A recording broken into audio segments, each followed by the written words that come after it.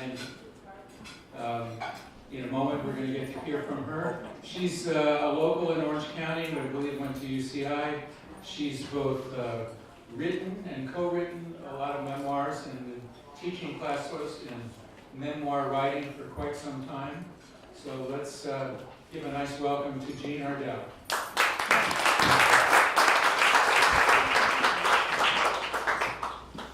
Thank you, Bruce. Can you hear me? Yes. Oh, good. Okay. Sort of? I'll speak up. It's a pleasure to be here. How's that? No, actually, we're not gonna, you don't need to use that. Don't use it? Just talk. And you can still hear me. Okay. I'll start by giving you some background in the art and craft of memoir writing and why it's so popular and so powerful. I'll also talk a bit about how I fell into this discipline. But first off, I'd like to know how many of you here have started or thought about starting your own memoir? The microphone's pointing at the speaker. Move it down. Actually, it's not even up here, but go ahead. Go ahead, let's try that. Okay, how many of you have thought about writing your own memoirs? How many of you actually done it? I see two here. Very good, very good. Yeah, we're in good company today. There went my book. Sorry about that. To clarify a question that came up at our table over breakfast about the difference between autobiography and memoir. Autobiography has traditionally been thought of as a narrative that takes you from birth through to the present, written, of course, by oneself. I can't hear you.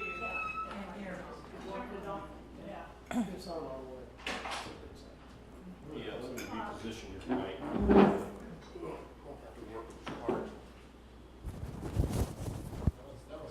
Oh, it fell down. That would explain it.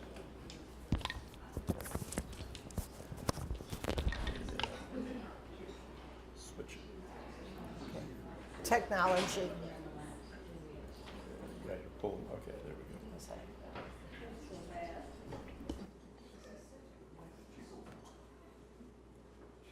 Okay, let's go with that. Okay. Can you hear me now? Yes. No. Still can't hear me.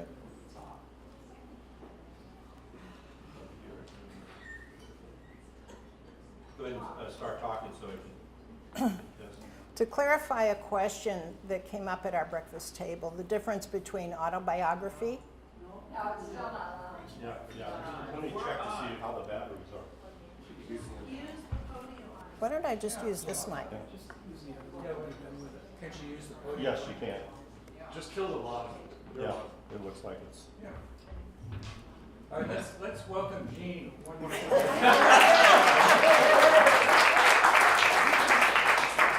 Can anybody remember anything of what I've said so far? Very good, very good. Okay, so to go back, the difference between biography and memoir is this. A biography traditionally has been thought of as taking you from birth up to the present, obviously written by oneself. A memoir is much more flexible. It can be a slice of your life. It's an account of a collection of your experiences centered around a theme sometimes. But all that's kind of gone out the window with the popularity of the form. And you find people mixing fiction and memoir, and I should say that whether it's autobiography or not, or memoir, this is nonfiction. It should be the truth.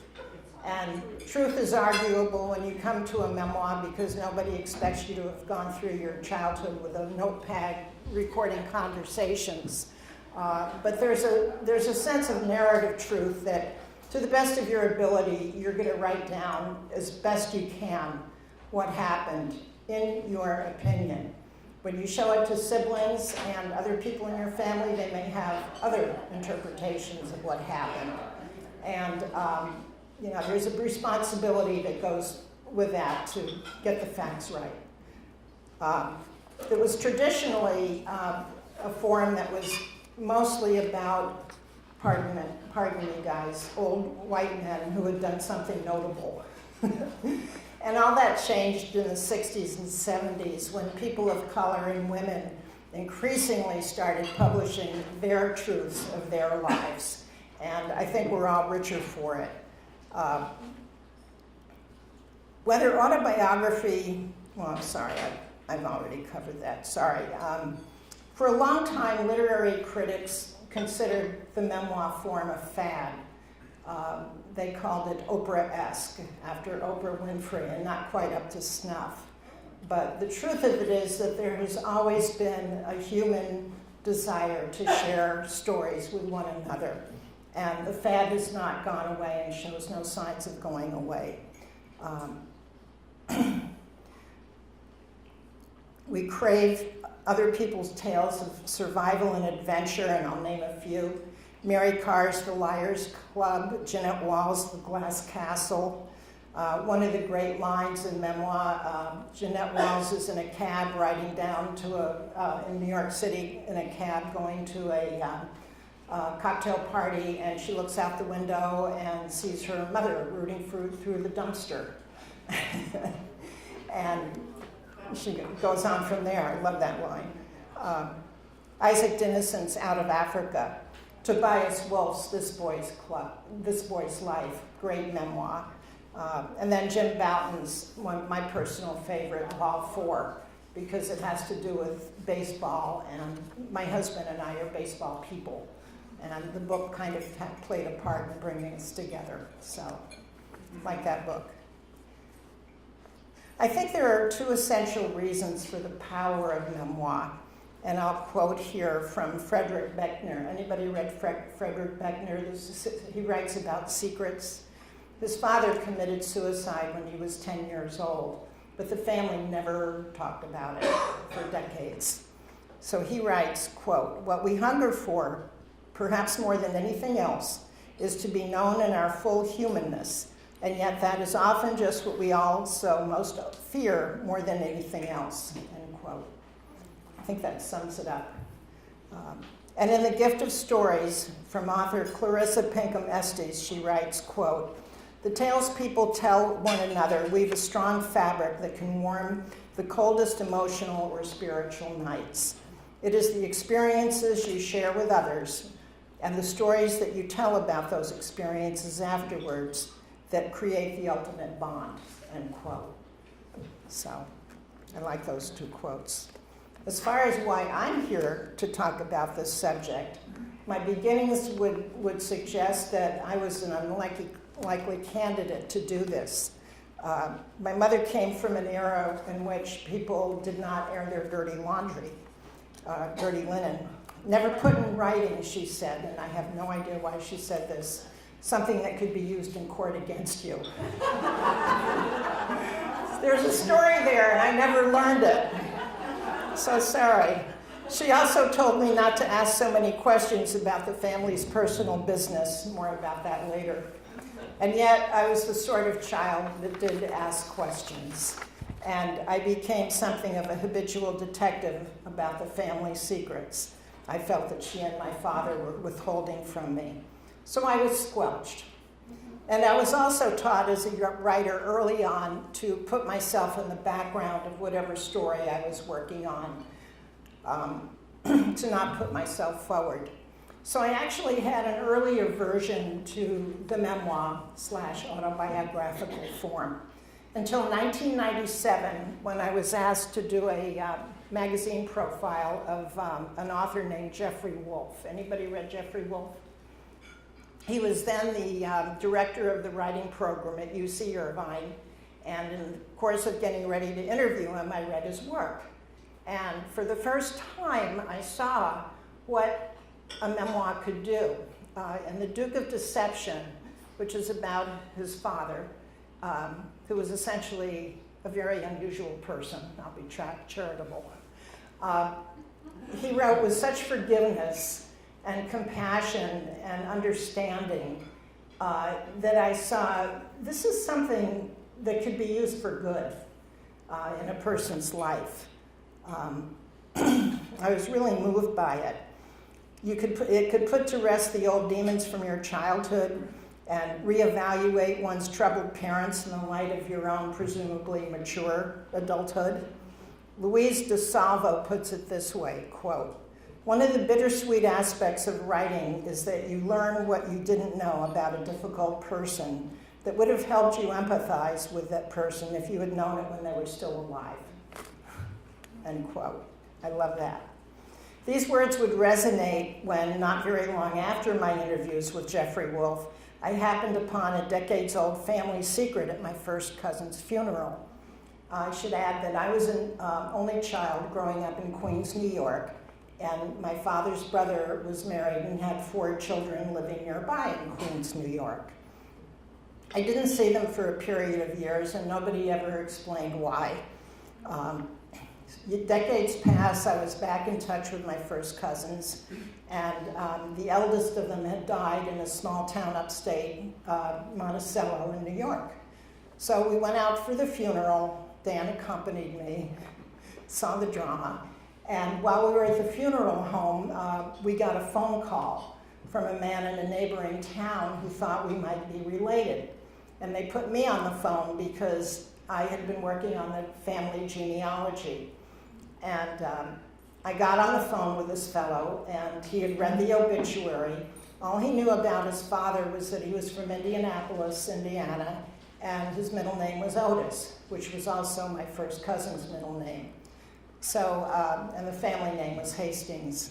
So as the questions unwound, and this fellow was a New York City detective, so he was good at questioning, it turned out, yes, we were related. And it turned out that my uncle, whose marriage was volatile in Queens, had picked up and left. He came back periodically, back and forth. But he moved to the Bronx and started up with a woman there and had 7 more children, none of whom he could afford. And this man on the phone was the eldest. And so I took down his contact information. I said, they didn't know what people have died of or what our ethnicity was or anything. So I said, I have all that back home in California. We'll get in touch back then and I'll tell you everything. Meanwhile, I put my cousin Bobby on the phone, and after they all recovered from the shock, Bobby invited this man over to the funeral the next day. And he came, and as soon as he got out of the car, you could see the relationship. They looked like the brothers that they were, half brothers though they were. And so we all got in touch and started talking about all the family secrets. I wrote 29 pages on it, but it was still too new and too raw to do anything with. It was a fascinating story to me as a cousin. It wasn't my father who had committed essentially bigamy, but for my first cousins, it was a more painful story, and I had to keep that in mind. So that's how I got interested in memoir. I began to read memoirs, and then I was invited to teach about maybe 20 years ago to start teaching workshops. And I've taught all over. I've taught in Mexico with an interpreter. I've taught at churches. I've taught at UCI Extension, and I now teach at the Newport Beach Library for the foundation there. And I also work individually. And so I've seen what the art and craft of memoir can do in a person's life, the healing and change and transformation that can come. And I'll give you a few examples of the books that have come out of my work with people. This is the one that's on the back table, on sale for $25. And it's a baseball book, but it's also about a young girl who grew up wanting very much to play baseball, not softball, and ran into all the obstacles that you might expect.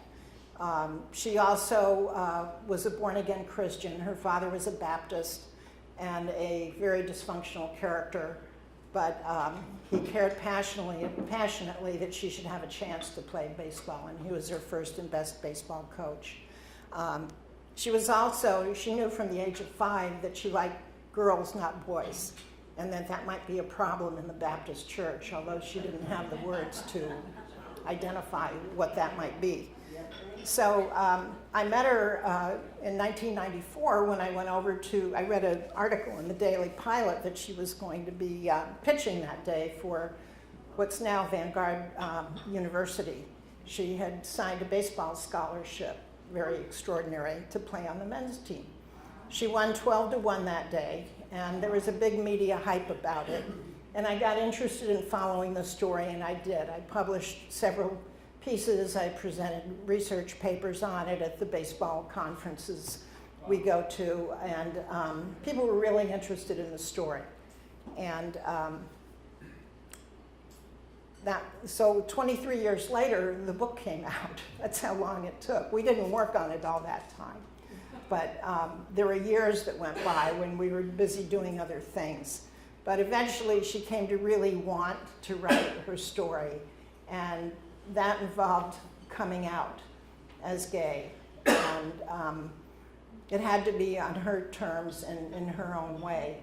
And I respected that. So she published it. It's been very well received. It's recommended to high schools for students reading. We spoke at Cesar Chavez High School up in Santa Ana last spring. Tough high school, kind of a continuation high school. And the kids were really affected by her story of basically surviving her childhood like they're trying to do. And one boy came up to her and said, "I think you saved my life. I've been suicidal. I think I'm gay. My father will kill me if he finds out." And, he gave me hope. When we spoke at Whittier College last spring for Women's History Month, a colleague of mine who's also a baseball author was there, and he'd kind of traveled with me on this journey of writing this book. And he said, this book has been good for Isla. I can see how much more confident she is and how much at ease she is. So as co-author, that was good news. That's what I'd hoped for.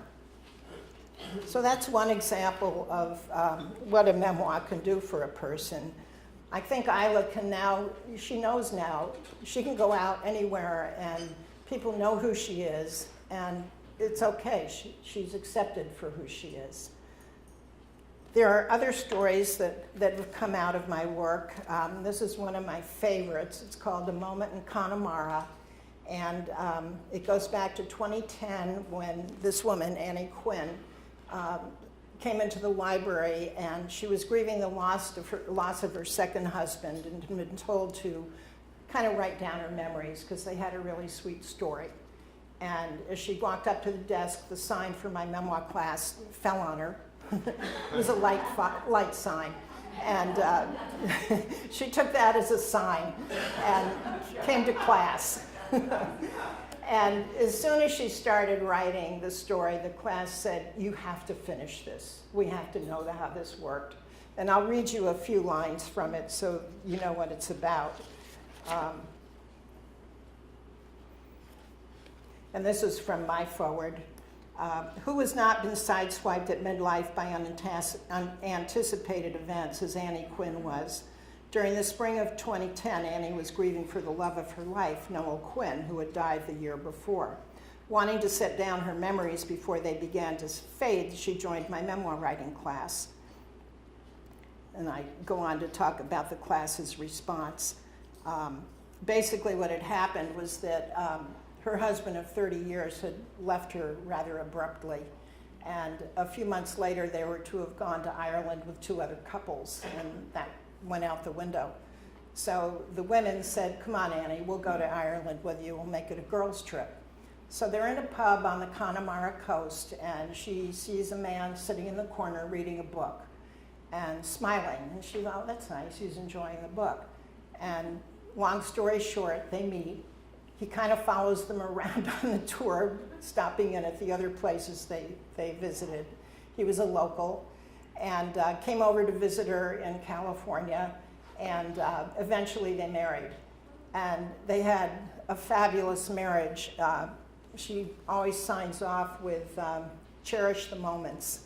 And she said there were never a day went by that they didn't rejoice in how their good fortune at finding each other. and never let a bad day happen. And then he got pancreatic cancer and died. And that's why she was in the class, to grieve that loss. So what happened for Annie was she self-published the book probably in 2014, I think. And she won't sell it. I get mad at her because I said, you should sell your book. She won't do it. She gives it away to people. And she has a huge extended family.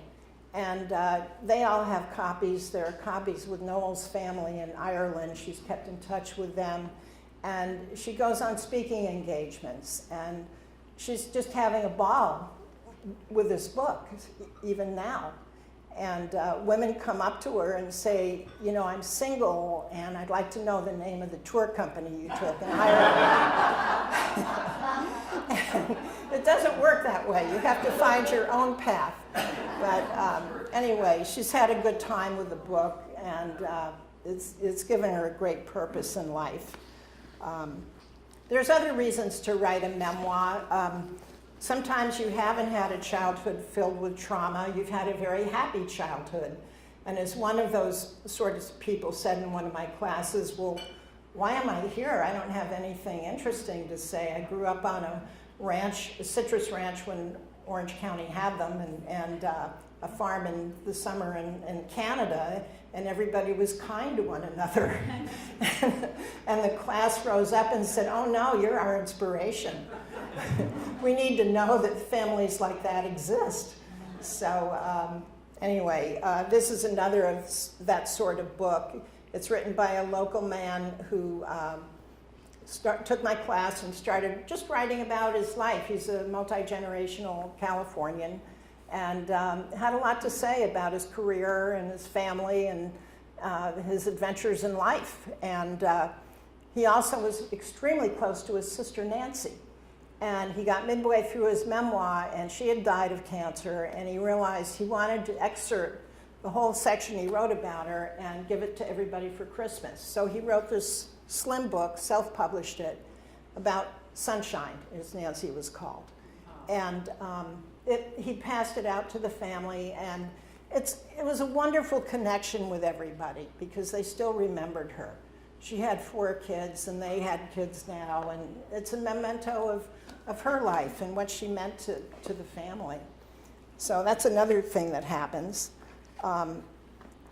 Another book that I worked on recently was Out of Right Field, and it's done by a man whose grandparents founded El Cholo restaurant in LA in 1923. And Ron's very shy. He doesn't like a big fuss made over his things.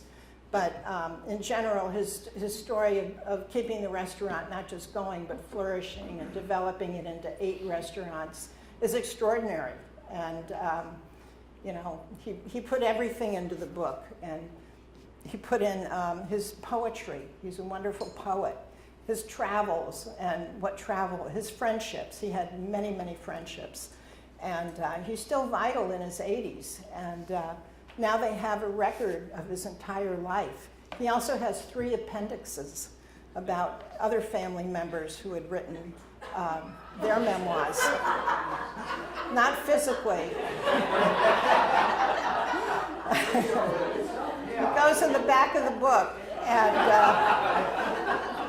one of them was written in 1917 by a fellow who had come over, an ancestor who had come over from England and was reflecting back on his life working in the coal mines in England in the 1800s. So don't you wish you knew something about your great-grandparents or grandparents? Well, a memoir is a way to do that. So a lot of reasons to write a memoir.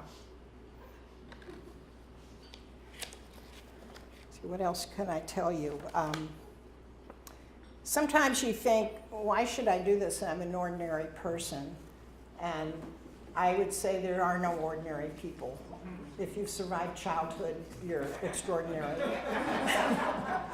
And every memoir is extraordinary in its own way. I remember when I was teaching at a church that a woman came into the class and said, I don't know why I'm here, but my family told me I should come. And nothing extraordinary has happened in my life. And I said, well, we'll see about that. And at the end of 6 weeks, she'd written the most amazing memoir. And someone in the class said, do you remember what you said in the first class? And she was blown away. You forget all the things that you've done and that have happened until you sit down to write about it. So I encourage people who feel moved to tell a story to do so.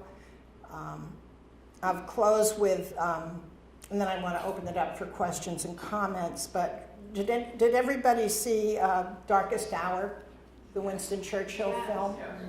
Okay, there was a lovely review, and I can't say if it's in the New York Times or the LA Times, but a really good review of the film, and it started out this way. It said, in 1940, Winston Churchill essentially stood alone against the onslaught of the Nazis. And he only had one weapon to use at that point, and it was words, language. And being a rhetorician the way he was, he did some extraordinary speeches that rallied England. And then the reviewer talks about the film, and at the end, she says, if you only have one tool at your disposal, words are a good thing to have. And I would leave you with that thought, that language is so powerful. The English language is just extraordinary. I've been revisiting William Shakespeare lately, and I'm just blown away by the beauty of our language and what words can do, not only for yourself, but for one another. So, thank you.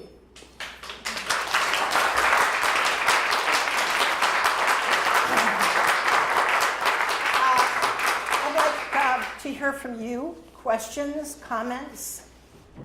Yes, back there. Yeah, Gene, I was going to ask you your memoir. Sure. Your memoir class at the library, at the Newport Beach Library. I know you've been doing that for quite a while. Yeah. When is that? When does that begin and end? Okay, it varies depending on the library schedule. Last year I did two, one in the spring and one in the fall. I just finished one in February, and I'll probably do one next fall. It comes out in their bulletins that they send around. So, But Gene, you're doing one as an Newport auction Beach. item also. pardon? Don't you have a class that is an auction item? I do, because I offered that. Yeah. So just in the context of this question, let's just remind people. Yeah, in mid-May, I'm going to host a memoir workshop, and it'll be for 3 hours, and I'll introduce the concepts that I work with in my longer workshops. We talk about beginnings, how to get started. We talk about the telling of secrets, and also what to do when you can't remember everything, which includes lots of us. I talk about literary techniques and how to use them.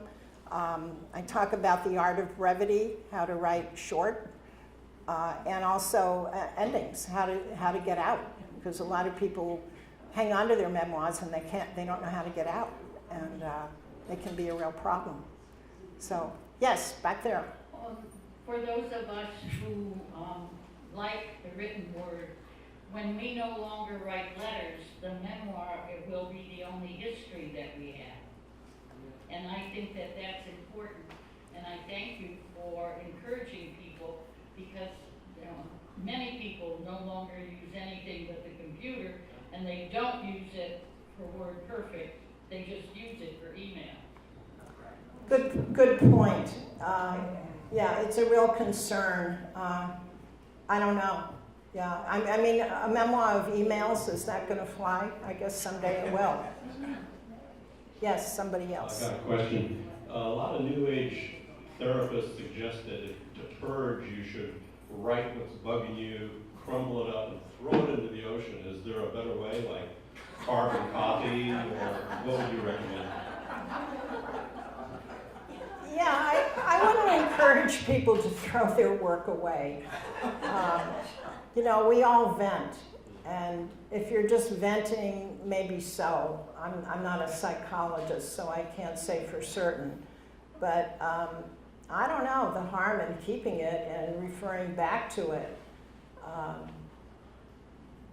So there's a great line by Wordsworth, the English poet, who said, "Good literature comes out of overwhelming emotion, recollected in tranquility." So that overwhelming emotion, at the time, maybe you don't want it to see print, but when you go back and revisit it, you may find something worthwhile to explore there. Make sense? Diana? Two things. In memoir class, we were asked to write about our mother. Oh, pardon, can you speak up? In memoir class, we were asked to write about your mother. Yes. And there's something really wonderful about that. What happened was, it lifts you up from the page after you've written, and you get to see this person who has been mothered as a human being, another frail person walking on the planet trying to find their way. And it really morphs a relationship in a very healthy and wonderful way, I found. The other thing, and this is just an observation, and take what you like. I was in Egypt for 3 weeks last fall, and as you go into these magnificent temples, most of them were built when the pharaohs were alive, and there are just thousands of images, the hieroglyphics. And as I stood there, I thought, what were they writing? And I thought, well, of course they're writing their memoir. So all they have left is to tell about their life, what they learned, what they want to imbue to their sons for the future. And I think memoir has been with humankind from the beginning of time. We all love to tell our stories. I agree with you. Huddled around a fire, warding off the wolves, we told ourselves stories to feel safe, to connect with one another. So, yeah. Pass on the culture from one generation to the next. Exactly, Because yeah. there was no written history, it was all oral. Yeah, it was oral history. And it's interesting you say that. When I taught in Mexico, it's a writing workshop, writing our memoirs. But in Mexico, they have an oral tradition that's ancient. And I kept finding they'd write their piece and they'd get up, because I encourage people to, read aloud.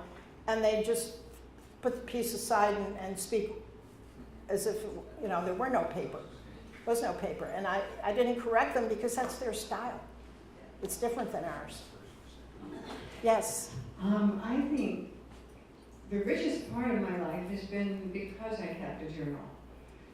I took classes years ago at UCLA on Ira Progoff's Added Journal workshop.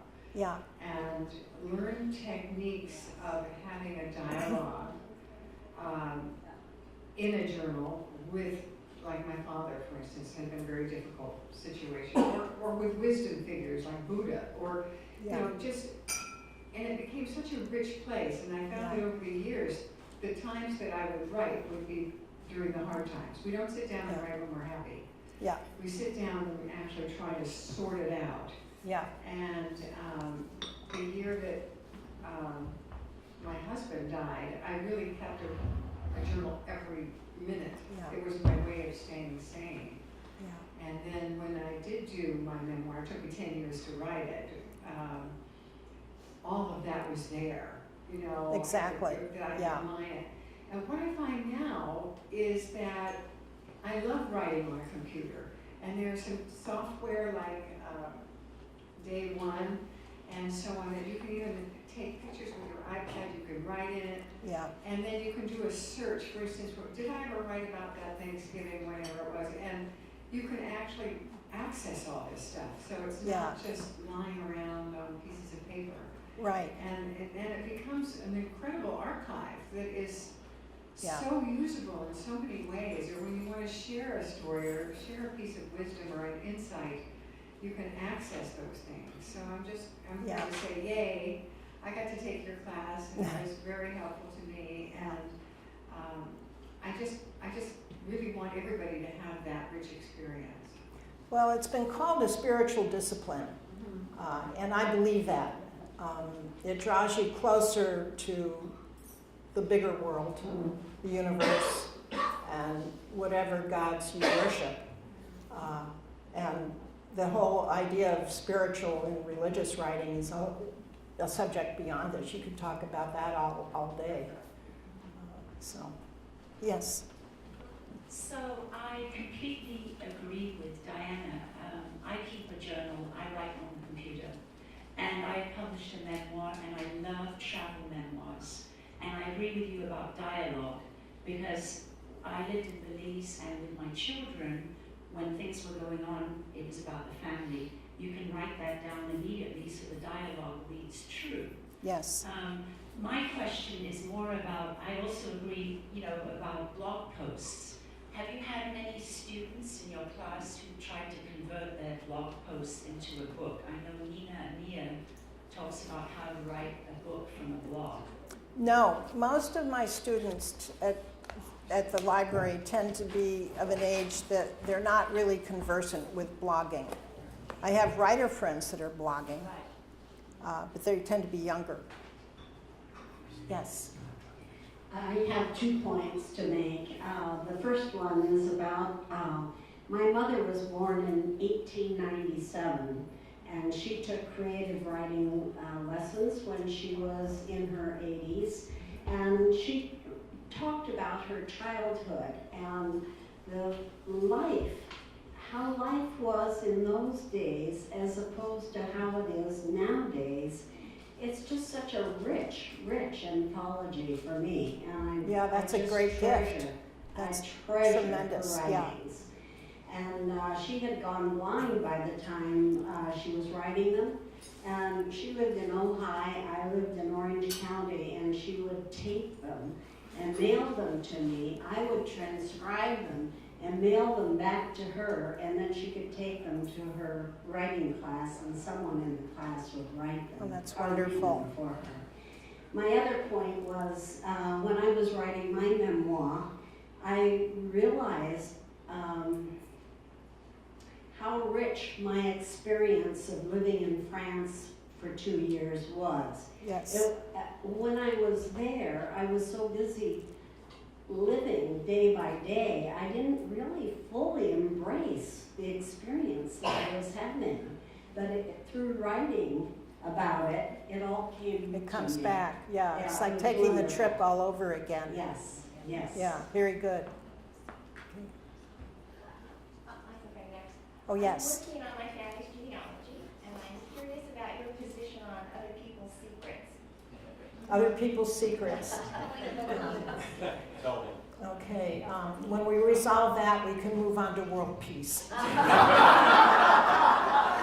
Because in a sense, that's where it starts. A family feud and people with different opinions on what happened and who said what. This is ancient, this is old stuff. It's the hardest stuff is the old stuff, because sometimes nobody's let go of it. You have to be a student of your own family and understand the players and how they might react to what you're writing. Because you're going to probably see them at the Thanksgiving dinner table. You want to be able to have everybody still speak to you. That's a judgment you have to make, and it varies from individual to individual. But it's something to take very seriously and do the due diligence to figure out how in the heck you're going to do it. Does that help? No. Yeah, it's a tough one. Well, no, I'm thinking like from the 1800s. This is more. Mike, please. Oh, ancient, Yeah. when everybody's dead. Yeah. Who would mind? Yeah. But even so, you may find a family member that says, you like my mother, you really shouldn't air family laundry in print. So, yes. Hi, my question was actually very similar to hers, which is and I think there is no right answer. How, if you're writing from truth and you're not always portraying everyone in their best lives, and especially for somebody like myself who's younger, these people are still alive. So I was just wondering if you could speak to that, but you kind of already did. You know, if you aren't presenting, you know, if you're telling the truth, but they're still around. Well, there's a couple things you can do. First, be even-handed. If they've done some things that are unfortunate and hurtful, work at finding the other side of them and make sure you include that. With one co-author, I won't name who it was, but their first draft was a basically dump about their father. And I said, you're gonna make your point better if you show the full person rather than the mommy dearest, you know, trashing of another person. And if they're dead, they can't defend themselves. And if they are alive, they're going to be really ticked. Excuse me a moment. Yes. We have an important news flash, and there's the bad news and the good news. The bad news is our musician is evidently not going to make it this morning. And the good news is we have 10 more minutes of questions. Pardon my interruption. Well, I can't sing, so don't. I can't help with the music. Yeah? You were talking about, you started this talking about secrets, and then you spoke about how you hadn't spoken to your cousins that lived in Queens. You were from Queens, and in the Bronx, or Yeah. and but you never was the reason that you never said the exact reason for the lack of communication. Was it because the uncle ran off, your father's brother ran off and left the family, or? It was more complicated than that. Okay. My first cousin's mother, my uncle's first wife, only wife actually, and my mother were two strong, opinionated, and could be difficult women. And so they were probably never really going to get along well. And after he left her, she was even more unhappy in her life. And I don't know, because my parents were dead by then, everybody in that generation was dead by then, why I didn't see my first cousins for a while. But we had an aunt, but they were also reticent. Nobody ever got anything on the table. So you didn't know. And kids are tough on themselves. They think, well, maybe I didn't behave very well the last time I went over there. I don't know. But it was quite a work to get back together. And it was good for me to be a sounding board with my first cousins and listen to them about their father, who one of them called the sperm donor. And that was the extent of their relationship, in her opinion. So, yes.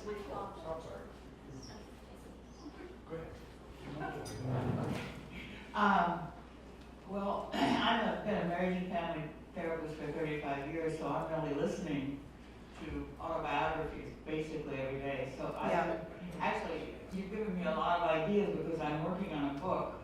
It's been dripping down for a long time, called The Possibility of Relationships.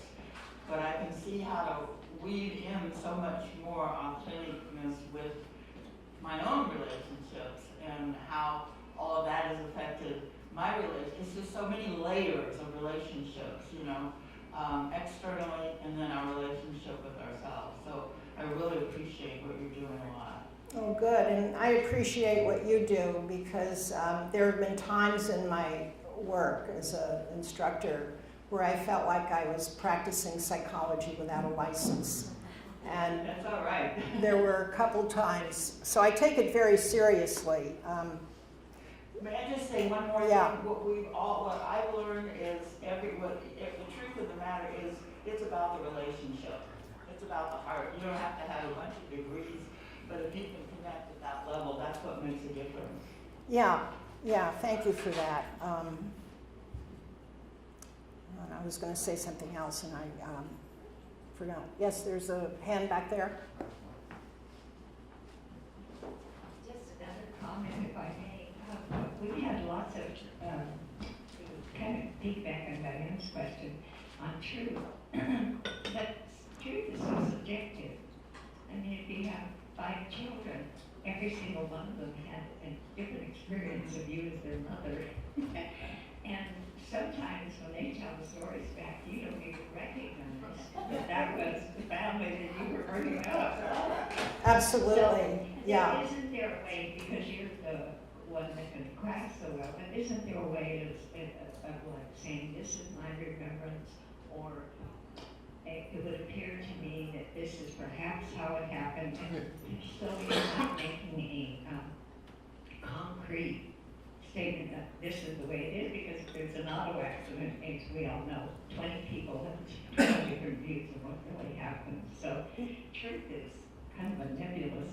Well, you're absolutely correct, and most memoir writers write a disclaimer in the front of the book explaining how they approached their struggle with truth.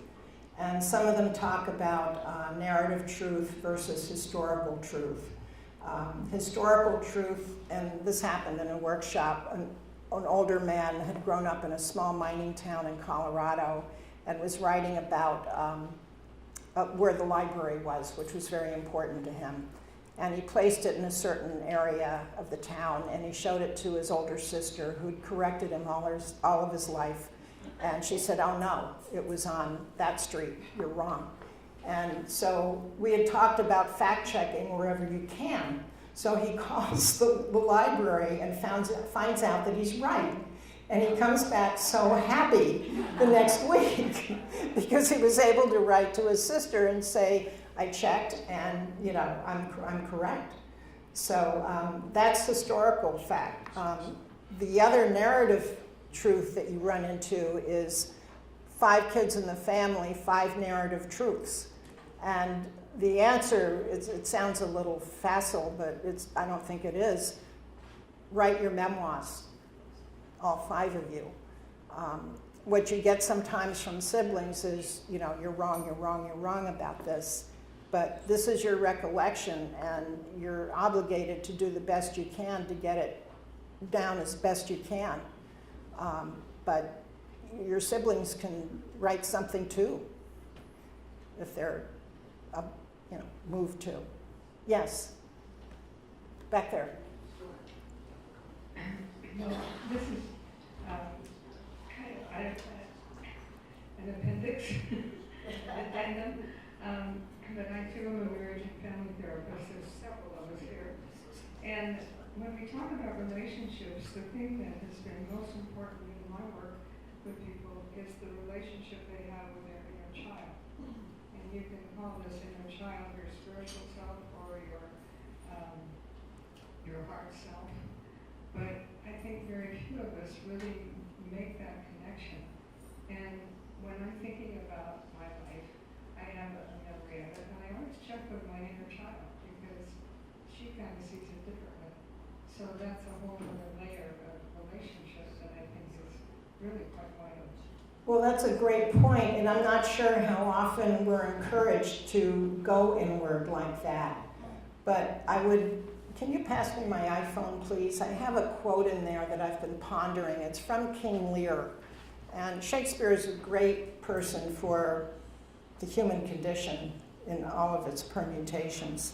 And I'll leave it to you to see what you make of this.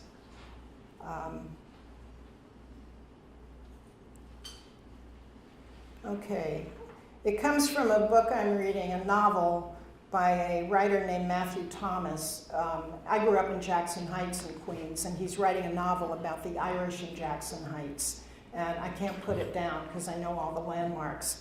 And my cousin Doris told me to read it, and it's terrific. But here's the quote from King Lear. "We are not ourselves when nature, being oppressed, commands the mind to suffer with the body." One more. Yeah, you can't just do. We are not ourselves when nature, being oppressed, commands the mind to suffer with the body.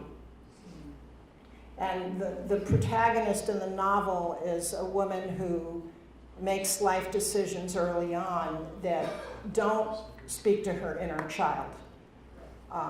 And she pays a big price for that. So I'm still thinking on this, and I want to research it. And yes. One more time. The mind is different and when you think about your life, you're thinking. And when you're asking your inner child, you're feeling. So it is those two that are always in relationship. And sometimes you really need the child, the heart, and sometimes you need mind. It's now time, I'm told. Oh, I would like to get one question in, Okay. Because it really piggybacks on truth and the inner child, but I'm an MFT and I do inner parts work. And so it's not just the inner child. A lot of times we can have a lot of voices going on inside, and a lot of times they conflict. And there's a wonderful movie, Rashomon, that's Japanese, and it just really speaks to the multiple views. 4 points of view. Filters about one event. Yeah. So I just think that it's so complex. We need to go deep. Yeah. So the final word I have is that you're the author of your life. Author and authority are similar terms. You have the authority to write the truth of your life as best you see it. It's also a responsibility not to be taken lightly. So enjoy. Thank you for listening.